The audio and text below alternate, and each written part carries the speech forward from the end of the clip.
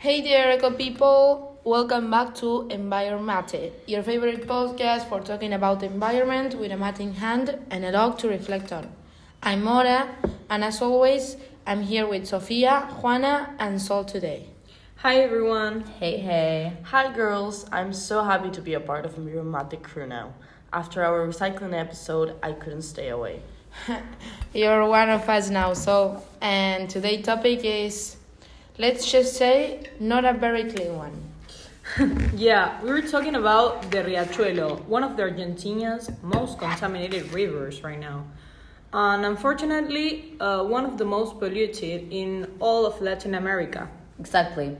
The Riachuelo or Riachuelo River flows about 64 kilometers throughout Buenos Aires province and the city, crossing places like Lomas de Zamora, La Matanza, and Avellaneda before reaching La Boca. And here's a shocking fact. Around 5 million people live in its basin, and for decades it's been like an open sewer for industries and households. It's crazy to think that such historically important river, because the Riachuelo was literally where Buenos Aires grew, became this toxic symbol of pollution.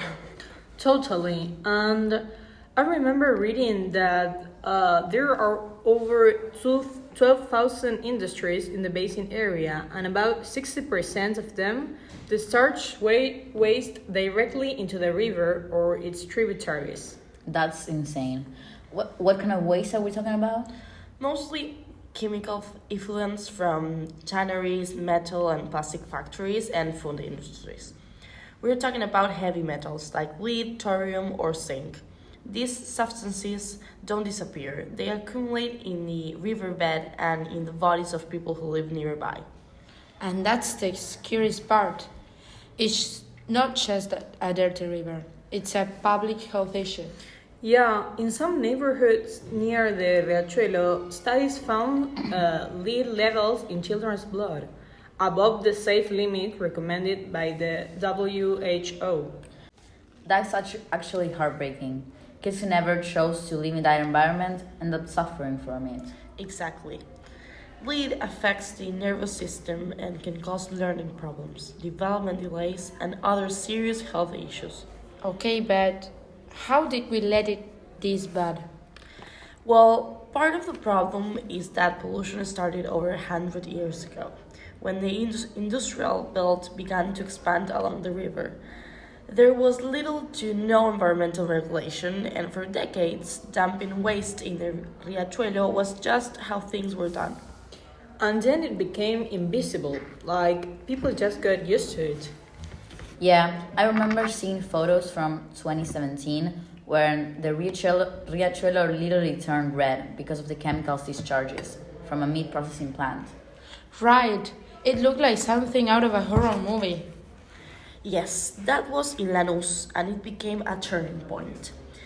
Public outrage grew, and the courts forced new inspections. Actually, in 2008, the Supreme Court of Argentina ordered a cleanup plan creating ACUMAR, the Autoridad de Cuenca Matanza Riachuelo. ACUMAR is like the agency in charge of cleaning the river, right? Exactly. They've been trying to relocate pollution industries, build sewage systems, and clean up waste dumps along the banks. But progress has been slow. Do we know if it's working?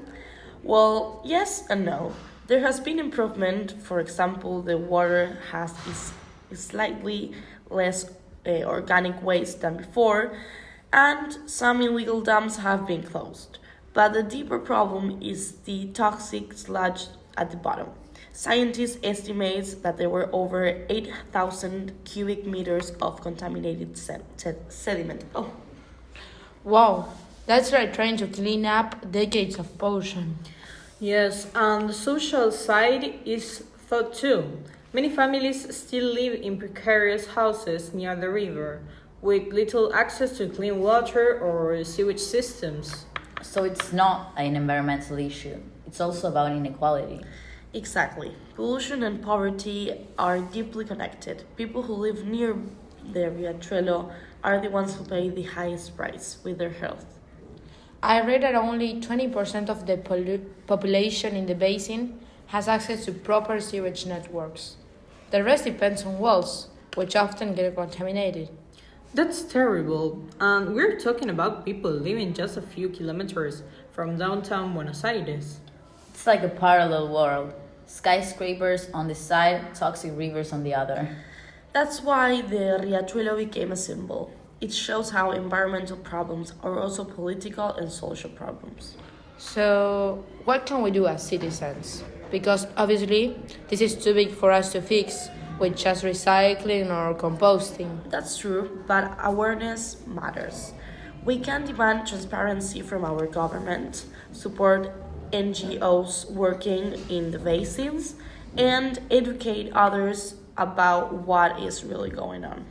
Yes, and also pressure industries to treat their waste properly. I believe that if people know where their products come from, they can choose to support cleaner companies. Yeah, like making an environmental responsibility a selling point, not an afterthought. Exactly. We can't just look away because it's far. The Riachuelo flows into the Rio de la Plata, the same river that gives us water. That's a great point. Environmental damage always comes back to us. Okay, I think it's time for our classic takeaway moment. Okay, let's do it. Number 1, the Riachuelo is the most polluted river in Latin America, with over 2,000 industries and millions of residents in its basin. Number 2, contamination isn't just visible. It's in the soil, the water, and even people's body. Number 3, cleanup efforts exist, but they're slow and need long-term commitment. And number 4, every voice counts. Demanding accountability, educating others, and caring, that's how change starts. Perfect summary, team. And with that, we close up today's episode of EnviroMATE. Follow us on Instagram and TikTok. Share this episode and tell us what environmental issues worry you the most in your community. Remember, the planet is our home, and cleaning it starts with knowing it. See you next week, eco friends. And don't forget your mate and your conscience.